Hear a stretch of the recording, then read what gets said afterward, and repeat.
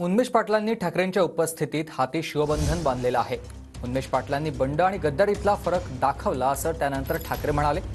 गढूळ राजकारणाचा भाग मला व्हायचं नाही असं उन्मेष पाटील यांनी त्यानंतर म्हटलं होतं। गटाकडून जोरदार मातोश्रीवरती स्वागत करण्यात आलं, पक्षप्रवेश देखील जोरदार करण्यात आला।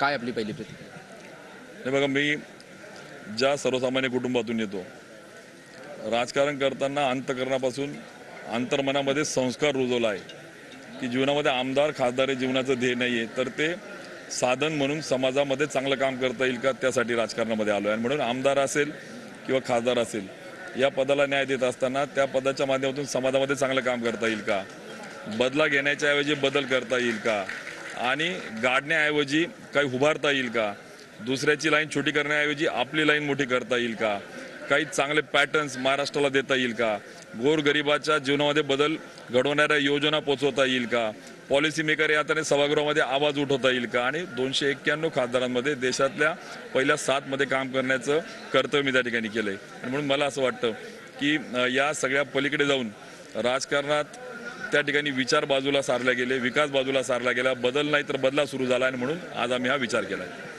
ज्या पद्धतीने भाजपकडून उमेदवारी दुसऱ्या उमेदवारांना जाहीर झाली, त्याच्यानंतर तुमचं काही पक्षश्रेष्ठींशी बोलणं झालं होतं का, किंवा काही नेत्यांशी तुमचं त्याविषयी बोलणं झालं होतं? नाही, मला कालपर्यंत काही फोन नव्हते। कुठलाही राष्ट्रीय जाऊ द्या, राज्याचा जाऊ द्या, जिल्ह्याचा पदाधिकारी देखील माझ्याशी बोलला नव्हता। मला त्याबद्दल काही गरज पण वाटत नाही, कारण की मी कार्यकर्ता आहे। मानपानाची लढाई नाही, मी अगोदर सांगितलं, पदाची पण लढाई नाही आहे, पण किमान स्वाभिमानाची मला वाटतं ही लढाई आहे।